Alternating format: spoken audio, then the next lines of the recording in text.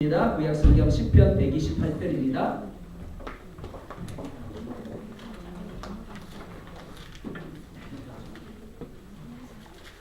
시편 128편 우리 1절부터 6절까지 우리 1절을 어른들이 읽고요. 2절을 우리 아동부와 중고등부가 그리고 청년들이 읽겠습니다. 이해되시죠? 1절을 어른들이 그리고 2절을 우리 아동부와 중고등부와 청년부가 있습니다. 1절 먼저 봅니다. 시작. 여호와를 경외하며 그의 이름을 얻는 자마다 복이 있도다. 내가 내 손이 수고한 대로 먹을 것이라. 내가 복되고 형통하리로다. 잠깐만요. 우리 아동부가 느리니까 아동부의 속도에 맞춰서 천천히 읽어주시기 바랍니다. 3절 어른들이 봅니다. 시작. 내 장관에 있는 내 아내는 내 자식을 보호하고 같으며 내 식탁에 들어앉는 자식들은 어린 가난함으로 가르리로다. 여호와를 경외하는 자는 네가 다시 복을 얻으리로다. 여호와께서 시온에서 네게 복을 주시리로다. 너는 평생에 예루살렘의 영광을 보며 내 자식의 자식을 볼지어다. 이스라엘의 평강이 있을지로다. 아멘. 잘 읽었습니다. 기도하겠습니다. 감사합니다. 하나님, 이 시간 주의 말씀을 통해 하나님의 음성을 듣고자 합니다. 깨달을 수 있는 마음을 주시고 볼 수 있는 눈을 주시고 들을 수 있는 귀를 하나님 허락하셔서 이 시간 하나님이 우리 가운데 선포하시는 그 말씀을 통해서 우리의 영이 우리 혼이 우리 관절과 골수가 찔러 쪼개어 새로워지며 교훈과 책망과 바르게 함과 의료 교육함이 우리 가운데 이루어지므로 하나님의 사람으로 온전하게 되어지며 모든 선한 일을 행할 능력을 갖출 수 있게 하여 주옵소서. 더 하나님이 기뻐하는 가정으로 하나님이 복 주시는 가정으로 그리고 그 복을 누리는 가정으로 세워지게 하여 주옵소서. 예수님의 이름으로 기도드리옵나이다. 아멘. 자, 우리 아동부만 제목을 읽어볼게요. 자, 예진이하고 다 같이 읽습니다. 시작.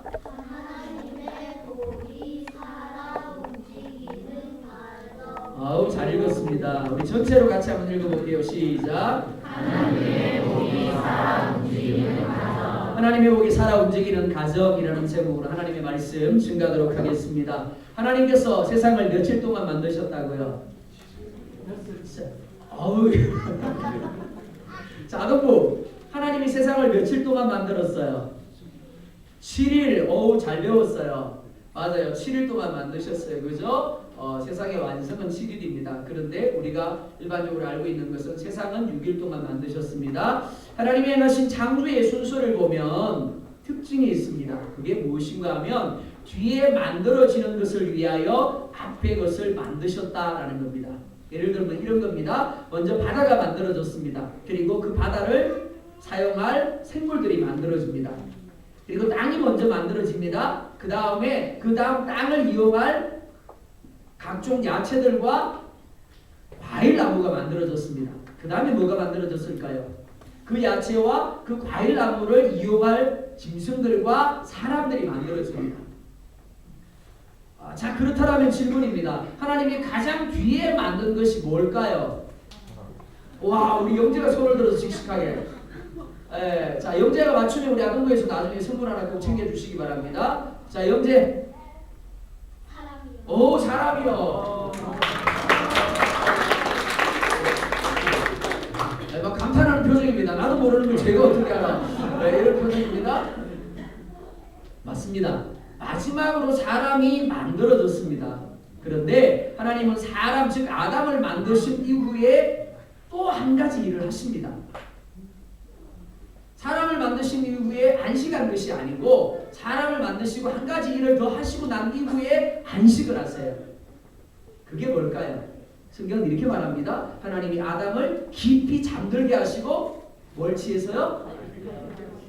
네, 대답 잘 하셔야 돼요. 그냥 갈비뼈라고 이야기하기도 하시고 갈비대라고 이야기하기도 하고 이럽니다. 그죠? 성경에 보면 갈비대 하나, 그죠? 하나에 하나. 자, 하나를 취해서 누구를요? 지성이 누구를 만들어? 그치. 엄마 아빠한테 잘 배웠네. 역시 믿음 있는 가정이 달라요. 그죠? 이렇게 하면 나중에 또 밥 한번 사시더라고요.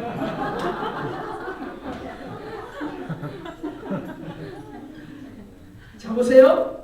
하나님이 아담을 깊이 잠들게 하셔서 갈빗대를 취해가지고 하와를 만들었습니다. 그리고 뭘 이루게 했을까요? 가정을 이루게 하셨습니다. 그러니까 하나님이 가장 나중에 하신 일이 뭐라고요? 가정을 만드는 일이었습니다. 그러니까 하나님의 창조에 있어서 가장 클라이막스, 하이라이트가 뭘까요? 맞습니다. 잘 아시네요. 하나님의 창조에 있어서 가장 중요한 것이 무엇인가 하면 바로 가정입니다. 저 6일 동안 하나님이 만드신 모든 것은 결국 가정을 위한 것이라고 해도 과언이 아닌 겁니다. 하나님께서 가정을 이토록 중요하게 여기신 이유가 뭘까요? 가정은 이 세상에 존재하는 모든 기관의 시작점이기 때문에 그렇습니다. 그리고 모든 삶의 시작점이기 때문에 그렇습니다. 가정은 단지 가정을 구성하는 가족에게만 영향을 미치고 끝나지 않습니다. 그 사람이 어디로 가더라고요? 회사로 갑니다. 사업장에 가고 직장에 가고 또 어디 가요? 학교에 갑니다. 그러니까 가정이 어떻게 되느냐에 따라서 어떻게 되더라고요? 사업장이 달라지고 직장이 달라지고 학교가 달라지고 그리고 또요. 그 지역이 달라지고 나라가 달라질 수밖에 없는 겁니다. 그러니까 가정이 바로 서면 지역이 나라가 세상이 바로 서게 되고 복이 넘치게 되고 가정이 바로 서지 못하면 이 세상 역시 타락하고 무너질 수밖에 없다라는 겁니다. 그러니까 세상이 계속해서 타락해 가는 거 보니까 예수님이 오실 때가 가까웠다. 그렇게 말씀하시면서 누구를 봐야 된다고요? 바로 우리 가정을 보셔야 됩니다. 우리의 가정이 그만큼 타락했기 때문에 복의 통로가 되지 못하기 때문에 내가 보는 사업장이 직장이 그만큼 타락하게 되었고 이 지역이 타락하게 되었고 나라가 타락하게 되었고 전 세계가 타락하고 있는 거예요. 현빈이가 그렇게 기도했습니다. 그죠? 이 타락한 세상에서 아이고 뭐 고등학생이 보기 그 정도로 타락한 세상이면 어른들이 보기 얼마나 심각하겠어요. 그죠? 심각합니다. 그죠? 근데 그 원인이 어디 있다고요? 바로 우리 가정에 있다. 하나님이 보시기에 좋은 가정, 하나님의 복이 살아 움직이는 가정은 어떤 가정일까요? 하나님이 지으신 모든 세상, 특별히 사람과 가정을 보시면서 하나님이 이렇게 말씀을 합니다. 매우 좋다. 토브라고 했죠. 보시기에 좋았더라 라고 말씀하셨습니다. 그 이유가 뭘까요?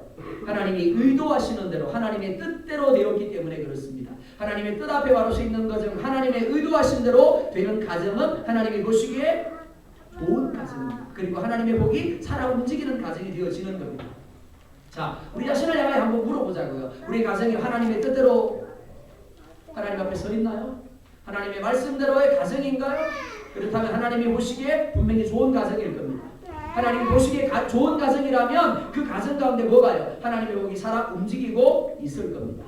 자, 먼저 에베소서 5장 2절을 우리 함께 보겠습니다. 시작. 그리스도께서 너희를 사랑하신 것 같이 너희도 사랑 가운데 거하라. 그는 우리를 위하여 자신을 버리사 향기로운 제물과 생명으로 하나님께 드리셨느니라. 아멘. 자, 예수님께서 우리를 위하여 자신을 버리사 뭐가 되었다고요? 향기로운 제물이 되었다라고 말합니다.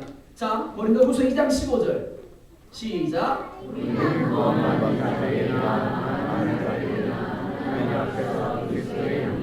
자, 예수님이 우리를 위하여 향기로운 제물이 되신 이유가 무엇이라고 이야기하고 있습니까? 우리가 무엇 되게 하기 위하면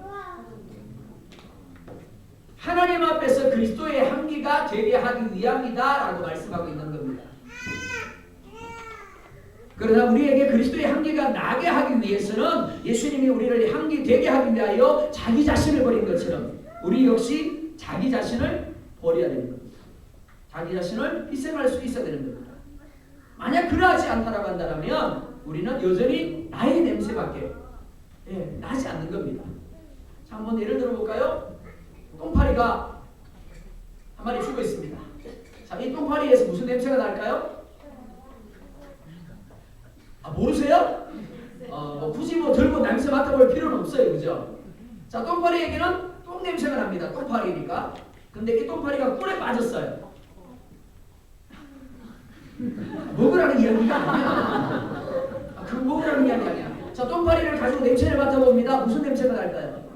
맞습니다. 우리가 예수님처럼 자기 자신을 버리면 갈라디아서 2장 20절에 뭐라 그럽니까? 내게서 어떤 향기가 날 것이다? 원래는 내게서 똥 냄새가 나야 맞는데 어떤 냄새가 난다고요? 예수 그리스도의 향기가 난다라고 말씀하고 있는 겁니다. 우리 자신을 제단 위에 제물로 올려놓을 때 우리를 통해서 다른 사람들이 어떤 냄새를요? 그리스도의 향기를 맡게 된다라고 말씀하고 있는 겁니다. 자기 자신을 제단 위에 제물로 올려놓고 자기 자신을 버리고 희생하는 것 오직 하나님을 경외함으로만 가능합니다. 본문 1절을 보면 이렇게 말씀을 합니다. 1절 같이 봅니다. 시작. 자, 첫 번째 뭐 하며?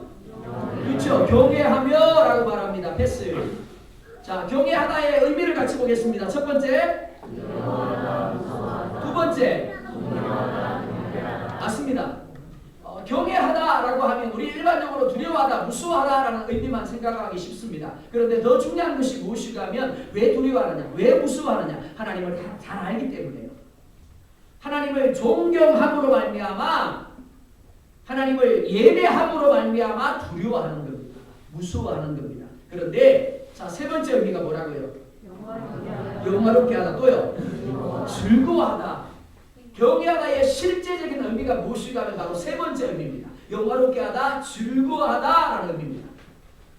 우리 교회가 장로교입니다. 장로교의 기본이 되는 대소요리문답이라고 있습니다. 대소요리문답 제1문을 보면 이렇게 질문을 하고 있습니다. 사람의 제일 되는 목적이 무엇입니까? 자, 이렇게 답합니다. 사람의 제일 되는 목적은 하나님을 영화롭게 하는 것과 영원토록 그를 즐거워하는 것입니다. 경외하다의 의미가 바로 이것입니다. 하나님을 영화롭게 하고 하나님을 즐거워하는 것, 이것이 경외함입니다. 이런 경외는 하나님과의 인격적인 만남을 경험한 사람만이 가질 수 있는 겁니다. 교회를 오래 다녔다고 해서 혹은 성경 공부를 많이 해서 지식적으로 많이 안다라고 해서 경외가 생기는 것이 아닙니다. 하나님을 만나야 합니다. 하나님을 만나게 되면 자신의 삶의 초점을 누구에게요? 하나님께 맞추게 됩니다. 그리고 하나님을 기쁘시게 하는 삶을 살게 되는 겁니다. 대표적인 구약의 인물이 누굴까요? 다윗이라는 사람입니다. 신약의 대표적인 인물이 바울이라는 사람입니다. 자, 여러분들이 잘 알고 있는 내용을 한번 상기시켜 보았으면 좋겠습니다. 우리 영재하고 지승이는 대답했죠? 우리 경식이, 자, 다윗이 대답 잘해야 돼. 그래야 엄마가 흐뭇한 거야. 자, 경식이, 다윗이 누구하고 싸웠어? 짱돌 가지고. 돌 가지고 누구하고 싸웠어? 다윗이.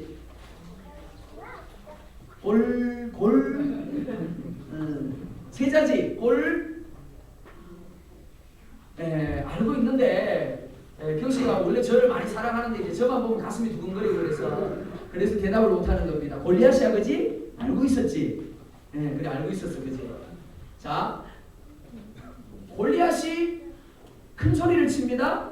그 상황에서 사울 왕도 그리고 장정들도 어른들도 감히 골리앗과 싸울 생각을 못합니다. 왜요? 나갔다가는 죽을 건 아니까요.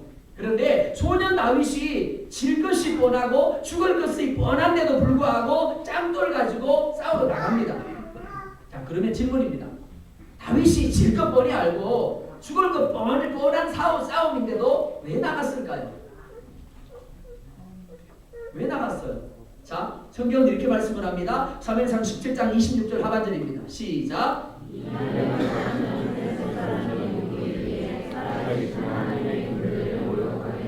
자, 다윗이 왜 나갔다고요? 그 골리앗이 하나님을 모욕하는 것을 참을 수가 없었더라라는 겁니다. 내가 죽을지라도, 내 생명이 여기서 끝날지라도 하나님의 이름이 모욕당하는 것을 두고 볼 수는 없었더라라는 겁니다. 그가 어떤 사람이었다고요? 하나님을 경외하는 사람이었다고.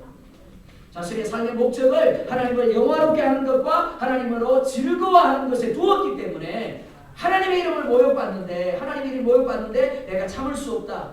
그리고는 자신의 목숨을 걸고 나아갔던 겁니다. 이는 신약의 사도 바울도 마찬가지입니다.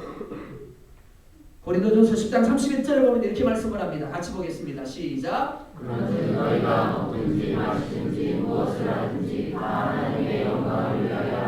아멘.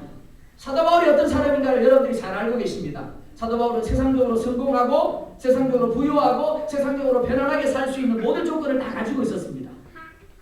그런데 예수님을 만난 이후에 사도 바울은 자신의 꿈을 포기해버립니다.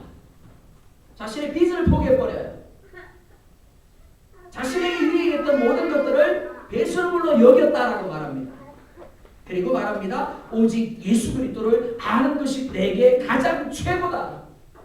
그리고는 예수 그리스도를 전하는 일에 모든 삶을 집중합니다. 그리고 어떻게 됩니까? 로마로 올라가면 죽을 것을 알았습니다. 주변 사람들도 사도 바울 올라가면 안 됩니다. 말립니다. 그런데 사도 바울이 뭐라 그럽니까? 내가 죽을지라도 그렇게 하는 것이 마땅하니라 라고 말하고 있습니다. 그게 자신의 삶의 목적이라는 겁니다. 하나님을 영화롭게 하고 하나님으로 인하여 즐거워하는 것, 그렇게 하다가 하나님이 나의 생명을 거둬갈지라도 나는 그렇게 할 것이다. 이것이 하나님을 경외하는 자의 모습입니다. 하나님을 경외하는 사람들의 관심은 오직 하나입니다. 어떻게 하면 하나님의 존재를 드러내며 어떻게 하면 하나님을 기쁘시게 하며 어떻게 하면 하나님을 영광되게 할 수 있는가 하는 겁니다.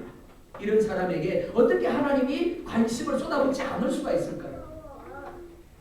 어떻게 하나님이 이런 사람을 기뻐하지 않을 수가 있을까요? 가정에서, 사업장에서, 직장에서, 학교에서 여러분이 무엇을 하고 무엇을 하지 않는 이유가 하나님을 경외함이 될 수 있기를 원합니다. 무엇을 해야 합니다. 그게 뭐라고요? 하나님을 경외하기 때문에. 이것만은 하지 말아야 돼. 왜요? 하나님을 경외하기 때문에 이렇게 되어지기를 원합니다.